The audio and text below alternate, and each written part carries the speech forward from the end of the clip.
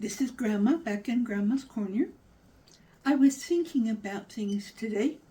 I was typing and my fingernails are way too long. And it reminded me of my grandfather. He would grab my hand and he would pull out his pocket knife and he would shave my fingernails down so I could play my violin. Oh, I hadn't told you, I played the violin when I was young. But the story goes much further back. My great-grandfather made violins and guitars and other stringed instruments.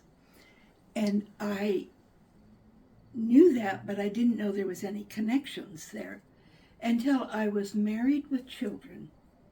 And my grandfather had retired and moved to California. And that's when I discovered he played the violin.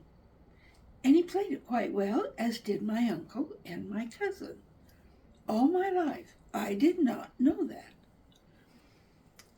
And when Grandpa moved where we were, we would get together with my children and we would play music together.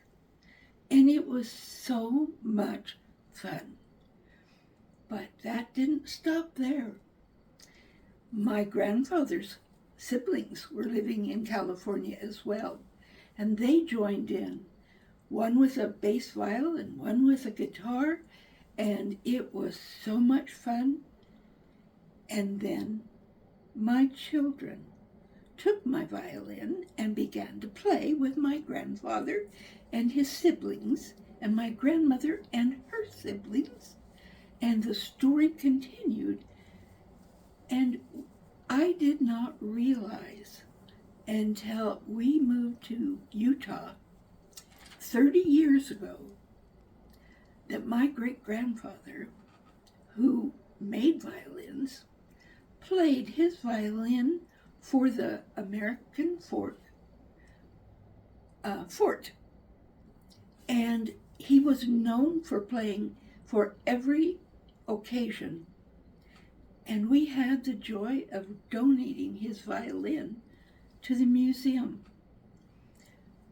But the most wonderful part of that has even continued. For my children took music lessons, and now their children are taking music lessons, and we have a whole family of musicians who, when they get together, can play music and strengthen the ties of family. And that is the most wonderful thing that could have ever happened in my life, because I wanted my family together forever.